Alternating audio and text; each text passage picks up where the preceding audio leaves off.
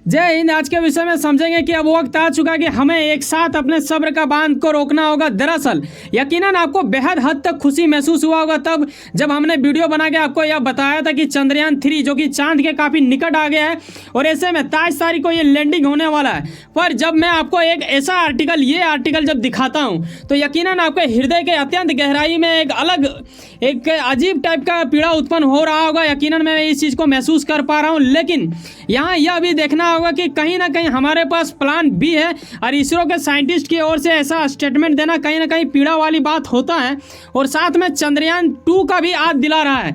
ऐसे में जब चंद्रयान 2 2019 में फेल हुआ था तो याद कीजिए उस वक्त में पूरा इंडिया रो रहा था। ऐसे विषय में इस बार फिर से ऐसा हमें सामना ना करना पड़े, इसीलिए हमारे यहाँ पे चंद्रयान 3 जब लॉन्च हुआ था उसी टाइम से आज तक का प्रतीक्षा में लोग लगे हुए हैं। और हाल ही में आपने देखा कुछ ऐसा स्थिति हुआ जो कि हमारे देश के दोस्त यानी हम बात कर रहे हैं रूस का लूना 25 जो अभी हाल में आपने देखा यानी बीते कल इसके बारे में मैंने वीडियो बना के आपको अवगत कराया था कि कैसे अंदाज़ा लगाया जा रहा है कि ये क्रैश हो जा सकता है। ऐसे में कल यह आर्टिकल के माध्यम से ऑफिशियल रूप से ये चीज़ को रख दिया गया कि वाकई में लूना 25 जो कि रूस का था ये क्रैश हो चुका है। अब वक्त ये भी था कि पूरी दुनिया क्या चंद्रयान पे भी हंसेगा, ऐसा भी मैंने आपको समझाया था। लेकिन अभी तक तो चंद्रयान 3 सलामत है, लेकिन कहीं ना कहीं अब जैसे आर्टिकल मैंने पीछे दिखाया तो लूना 25 के फेलियर होने पे पूरा दुनिया रूस के ऊपर हंसा। तो कहीं ना कहीं हमें इस चीज़ से बचना पड़ेगा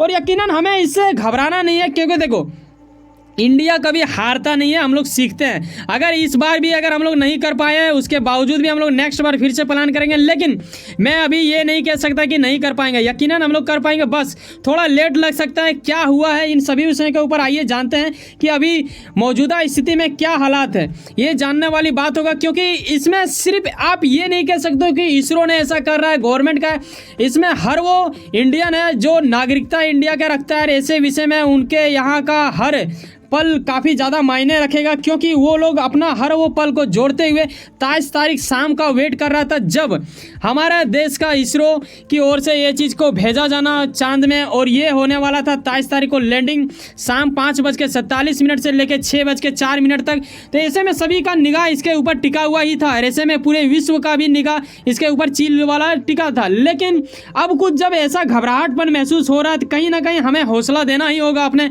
इसरो के साइंटिस्टों को, और अपने आप को भी हौसला देना पड़ेगा कि यकीनन हमें सब्र रखना चाहिए।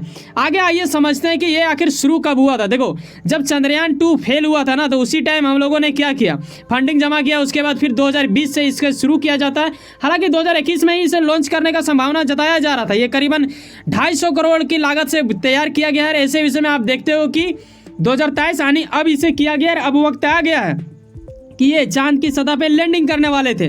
ऐसे में काफ़ी खूबसूरत दिखने वाला ये है हमारा विक्रम लैंडर और ये इसरो की ओर से भेजा गया है, आपको यकीनन पता होगा। लेकिन यह जानना अनिवार्य बन जाता है कि आखिर इसरो के वरिष्ठ साइंटिस्ट ने यह क्यों कहा कि किसी भी तरह की अगर गड़बड़ी होने पर लैंडिंग को 4 दिन टाल दिया जाएगा। अब वक्त ये है कि 23 तारीख में अगर हम 4 जोड़ें तो करीबन 27 तारीख तक हमें इंतजार करना पड़ेगा। किस आधार पर यह बोला गया है, वहाँ के साइंटिस्ट ने अगर कुछ ऐसा बोला है तो यकीनन कुछ सोच समझ कर ही बोला होगा, क्योंकि हम नहीं चाहते हैं अपना सब्र तोड़ना और हम ये भी नहीं चाहेंगे कि जिस प्रकार हम लोग चंद्रयान 2 में फेल हुए उस प्रकार चंद्रयान 3 में भी फेल हो जाए। क्योंकि चंद्रयान 3 के लिए जहां हम इतना दिन तक वेट किए हैं वहां 4 दिन और यकीनन इंतजार कर लेना चाहिए। यकीनन आप इस चीज़ को समझेंगे और हमारा साथ भी देंगे कॉमेंट के जरिए। यहाँ आपको यह भी समझना चाहिए कि आखिर ये लैंडिंग हो कैसे रहा है, कैसे हम इस चीज़ को भाप पाएंगे कि वाकई में 4 दिन हमें और पीछे रोकना पड़ेगा या फिर इसे वहीं पर रोक दिया जाए या ये फेल हो जाएंगे। इसे समझने के लिए जरा इस चीज़ को आप लाइनिंग को ध्यानपूर्वक देखें। देखो विक्रम लैंडर जिस टाइम वहाँ पे चांद की सतह में उतरेगा ना, जैसे अभी क्या है उनका गति काफ़ी ज़्यादा तेज़ी से यार अभी आप देखोगे कि चांद के इर्द गिर्द वो गोलाकार घूम रहे हैं। ऐसे में आपको यह भी देखना है कि जब ये इनके काफ़ी ज़्यादा निकट हो जाएगा, जब मतलब उतरने का पल आ जाएगा तो करीब इनका गति माना जा रहा है कि 2 मीटर प्रति सेकंड हो जाएगा, जो कि मतलब उतना कुछ नहीं यार। यहाँ पे देखते हो कि हॉरिजॉन्टल गति इसका 0.5 मीटर प्रति सेकंड होगा। अब संभावना वाला बात यही है कि इसी के ऊपर सब आधारित रहता है। जैसे कि अभी आपने देखा ज़्यादातर डर इंडियन को इसलिए लग रहा है क्योंकि अभी आपने देखा कि लूना 25 जो कि रूस का है। अभी तत्काल में एक ही साथ दोनों उड़ान लिया था, लगभग कुछ ही दिन का अंतर था।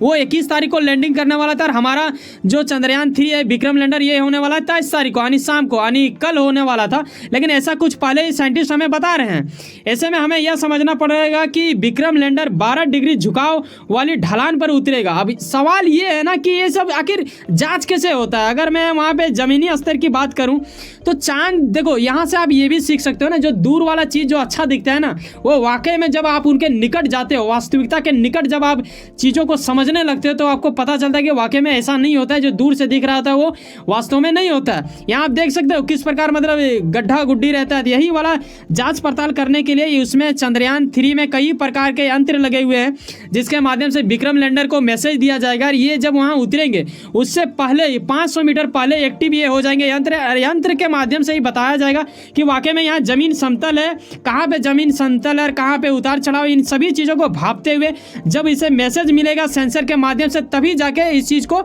लैंडिंग कराने की स्थिति उत्पन्न की जाएगी। लेकिन यहाँ यह भी देखो, यहाँ पे आग सा बहता हुआ ऐसे दिख रहा है। जिस प्रकार रॉकेट जब उड़ता है तो उस टाइम जो रहता है, यही वो वजह है कि उसका गति को कंट्रोल करता है, क्योंकि इसका गति मतलब माना जाएगा करीबन 30 किलोमीटर दूर ऊपर जब रहेगा उसके बाद ही इनका मतलब कोशिश किया जाएगा कि हाँ अब वक्त आ चुका है कि धीरे धीरे इसे किया जाएगा।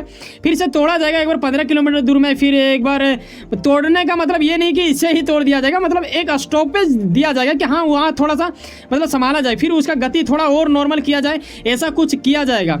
ठीक है, तभी जाके इसे उतारा जाएगा। अभी आने वाले लास्ट पॉइंट में आप देखोगे कि यहाँ पे आप जैसे देखते हो कि 2 मीटर प्रति सेकंड की गति हो जाएगा, 0.5 मीटर प्रति सेकंड हो जाएगी, तभी जाके ये लैंडिंग हो पाएगा। और ऐसे विषय में अगर ऐसा कुछ हो जाता है भाई साहब तो हम वो विश्व का पहला देश होंगे जो कि साउथ पोल पे करेंगे, ठीक है, लैंडिंग।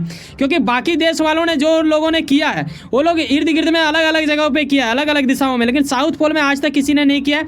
तो अगर इंडिया का लैंडर यानी हम बात करें विक्रम लैंडर अगर आ जाता है सही स्थान पे तो हमारा विश्व लेवल में एक इतिहास रचने वाला काबिलियत दर्शाया जाएगा।